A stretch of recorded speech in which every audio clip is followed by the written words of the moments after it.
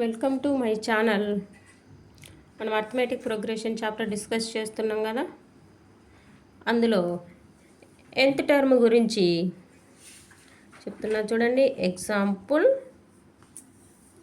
5 question ఏమి ఇచ్చారంటే కనుక, determine the AP whose third term is 5 and seventh term is 9. ఇక్కడ AP determine the AP whose third term is 5 and seventh term is 9 అంటే మనం AP series find out చేయాలి. Arithmetic progression మనం find out చేయాలి. Arithmetic progression find out చేయాలంటే ఏం తెలియాలి? First term తెలియాలి, సెకండ్ టర్మ్ తెలియాలి, డిఫరెన్స్ తెలియాలి. ఇవన్నీ ఫైండ్ అవుట్ చేయాలంటే కనుక మనం కొంచెం ఇన్ఫర్మేషన్ ఇచ్చారు, అవి నోట్ చేద్దాం. గివెన్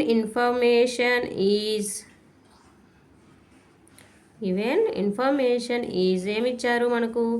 థర్డ్ టర్మ్ ఇచ్చారు. Third term is denoted by A3. A3ని ఎలా రాయొచ్చు? A plus 2D that is equal to value ఎంత? 5. దీన్ని మనం ఈక్వేషన్ 1 అనుకుందాం.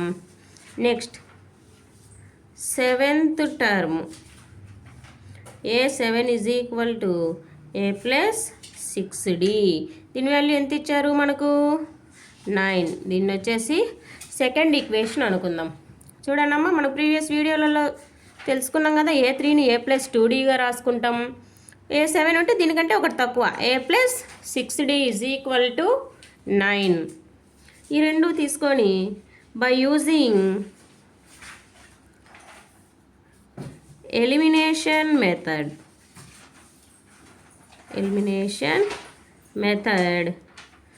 2 మైనస్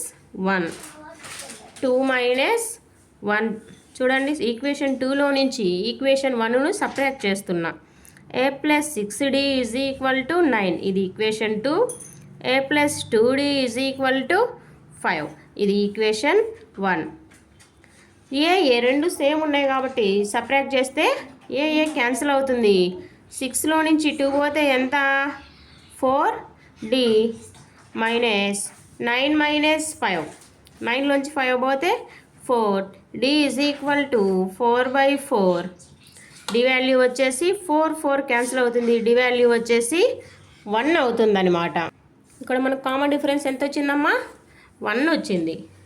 సో ఈ డి వాల్యూని మనం 1లో కానీ 2లో కానీ ఎందులో అయినా సబ్స్టిట్యూట్ చేయొచ్చు. D is equal to 1 is substitute in, నేను ఈక్వేషన్ 1లో సబ్స్టిట్యూట్ చేస్తున్నా. Substitute in equation 1 then we get, equation 1లో సబ్స్టిట్యూట్ చేస్తే మనకి ఏమొస్తుంది? A plus 2 into D value 1 కాబట్టి 1. A plus 2 1 2 is equal to 5. A is equal to 5 minus 2. A value వచ్చేసి 3. A value తెలుసు, డి వాల్యూ తెలుసు. ఇప్పుడు సిరీస్ ఫామ్ చేద్దాం. AP is the required AP is 3, next term ఏమొస్తుంది? దీన్ని add చేయాలి. 3 plus 1 4, 4 plus 1 5, 5 plus 1 6, 6 plus 1 7. ఇలా arithmetic progression అనేది ఫామ్ అవుతుంది. ఇది వచ్చేసి ఎగ్జాంపుల్ 5.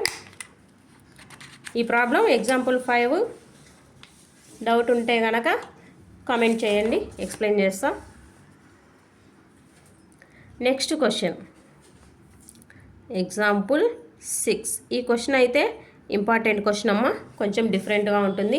సేమ్ క్వశ్చన్ మనకు ఎక్సర్సైజ్లో కానీ ఒకటి వస్తుంది. Check whether 301 is a term of the list of numbers 5, 11, 17, 23, and so on. ఇక్కడ ఏమంటున్నారు? మనకు ఒక సిరీస్ ఇచ్చారు. అర్థమెటిక్ ప్రోగ్రెషన్ సిరీస్ ఇచ్చారు. సిరీస్ ఇచ్చిన తర్వాత ఈ సిరీస్లో అన్సోఆన్ అన్నారు కదా, ఈ అన్సోఆన్లో 301 అనేది ఒక దగ్గర వస్తుంది. అదే చెక్ చేయమంటు 301 వస్తుందా రాదా, ఈ సిరీస్లో 301 అనే నెంబర్ ఉందా లేదా అనేది ఇక్కడ మనం చెక్ చేయాలన్నమాట. Given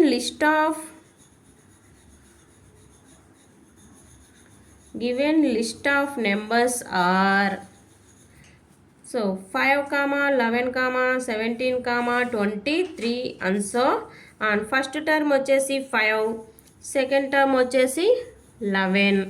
common difference find out చేద్దాం. a2 minus a1, 11 minus 5, common difference వచ్చేసి ఇక్కడ 6. మనకు ఒక నెంబర్ ఇచ్చి చెక్ చేయమన్నారు, లేకుంటే ఆ నెంబర్ ఏ టర్మ్ వద్ద వస్తుంది అంటే మనం ఫైనల్గా యూజ్ చేసే ఫార్ములా ఏంటి, nth term formula. n = a + n - 1 into d. ఇక్కడ 301 అన్నారు కదా nth టర్మ్. 301 = 5 + n వాల్యూ మనకు తెలీదు, ఆ n వాల్యూనే మనం ఇక్కడ ఫైండ్ అవుట్ చేయాలి. d వాల్యూ వచ్చేసి 6. 301 = 5 + 6తో మల్టిప్లై చేస్తున్నా, 6 × n, 6n, 6 1s are 6. 301 = 6n, 6లోంచి 5 పోతే -1. -1 ఇటు సైడ్కి తీసుకొద్దాం. 301 + 1 = 6n. 6n = 302. n = 302/6. 2తో క్యాన్సిల్ చేద్దాం. 2 3s are 2 1s, 2 5s, 2 1s. n = 151/3. 151 అనేది 3తో క్యాన్సిల్ అవ్వదు. అంటే మనకు ఒక పర్ఫెక్ట్ నెంబర్ అనేది రాదు. అంటే పర్ఫెక్ట్ నెంబర్ అంటే నార్మల్ నెంబర్ టర్మ్స్ 35, 36 ఇలా టర్మ్స్ అనేవి రాదు. ఇక్కడ మనకు పాయింట్స్లో రావడానికి ఎక్కువగా అవకాశం ఉంది. అంటే ఇలా పాయింట్స్లో వస్తే అంటే ఒక నెంబర్ అనేది ఎప్పటికీ పాయింట్స్లో ఉండకూడదు, పాజిటివ్ ఇంటీజర్ అయ్యి ఉండాలి మనకు అర్థమెటిక్ ప్రోగ్రెషన్లో వచ్చేసి. కాబట్టి ఫైనల్గా ఏం చెప్తున్నాము, 301 ఈజ్ నాట్ ఏ టర్మ్. అంటే 301 అనేది ఈ ప్రోగ్రెషన్లో రాదు. Not a term of the given list of numbers. 301 అనేది ఈ సిరీస్లో రాదు కాబట్టి మనకి ఇలా రేషనల్ వాల్యూ అనేది వచ్చింది అనమాట. 301 వస్తే కనుక మనకు ఒక నెంబర్ వచ్చి ఉండాలి. ఇదివరకు ప్రీవియస్ ప్రాబ్లంలో 81 అనే ప్రాబ్లం చేసినప్పుడు మనకు ఒక నెంబర్ రాలేదా, అలా వచ్చి ఉండాలి. ఇక్కడ ఏంటి, క్యాన్సల్ కాదు, ఆ నెంబరు పాయింట్స్లో వస్తుంది. ఇలా అర్థమెటిక్ ప్రోగ్రెషన్లో జరగదు కాబట్టి 301 అనేది ఈ ప్రోగ్రెషన్లో రాదు. Next problem, example number 7. How many two-digit numbers are divisible by 3? How many two-digit numbers are divisible by 3? ఇక్కడ మనకు ఏమన్నారు, 2 డిజిట్ నెంబర్స్ అన్నారు. ఓకే, 2 డిజిట్ నెంబర్స్ మనకు 3తో డివిజిబుల్ అయ్యేటి ఎన్ని ఉన్నాయో చెక్ చేసుకోవాలి. అంటే 2 డిజిట్ అంటే 10 తర్వాత తీసుకోవాలి.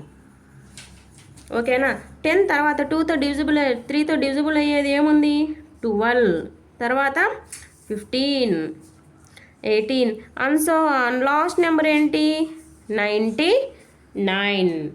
అర్థమైందా. 2 సింగిల్ డిజిట్ ఏంటి, 0 to 9. 9 తర్వాత 10, 11 ఇవన్నీ ఏంటి 2 డిజిట్ నెంబర్స్. ఎంతవరకు ఎండ్ అవుతాయి ఇవి, 99తో ఎండ్ అవుతాయి. కాబట్టి వాటిల్లో కూడా 3తో డివిజిబుల్ అయ్యేవి మాత్రమే తీసుకోమన్నారు కాబట్టి 12 తీసుకున్నాం, 15, 18 ఇలా ఆన్ సో ఆన్ 99 కూడా 3తో డివిజిబుల్ అవుతుంది. కాబట్టి ఈ విధంగా ఫామ్ అయింది సిరీస్. అయితే ఇక్కడ ఆన్ సో ఆన్ అన్నాం కదా, దీని 12 వచ్చేసి ఫస్ట్ టర్మ్, 15 వచ్చేసి సెకండ్ టర్మ్, 18 వచ్చేసి థర్డ్ టర్మ్, 99 వచ్చేసి nth టర్మ్. అంటే ఇలా ఎన్ని వాల్యూస్, ఎన్ని టర్మ్స్ అంటే ఇక్కడ మనం n వాల్యూను ఫైండ్ అవుట్ చేయాల్సి ఉంటుంది.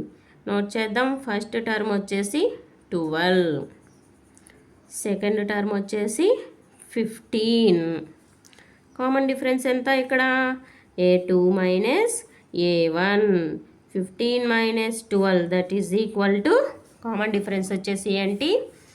3. So an is equal to a plus n minus 1 into d. ఈ ఫార్ములాని ఇక్కడ మనం యూస్ చేస్తున్నాం. ఇక్కడ an అంటే వాల్యూ ఎంత? 99. 99 is equal to 12 plus n value ఎలాగో మనకు తెలియదు, మనమే ఫైండ్ అవుట్ చేయాలి. రిమైనింగ్ వాల్యూస్ అన్నీ సబ్స్టిట్యూట్ చేస్తాం. 99 ఈజ్ ఈక్వల్ టు 12 ప్లస్ 3తో 3 into n minus 3. 99 is equal to 12లోంచి 3 పోతే 9 plus 3n. 3n is equal to 99 minus 9. 3n is equal to 90. n is equal to 90 divided by 3. n is equal to 30. 3 ones 3 30s. ఇక్కడ మనకు అలాంటి numbers ఎన్ని ఉంటాయమ్మా? 30 numbers ఉంటాయి. Conclusion రాయాలమ్మా. Hence there are 32 digit numbers, 32 digit numbers divisible by 3.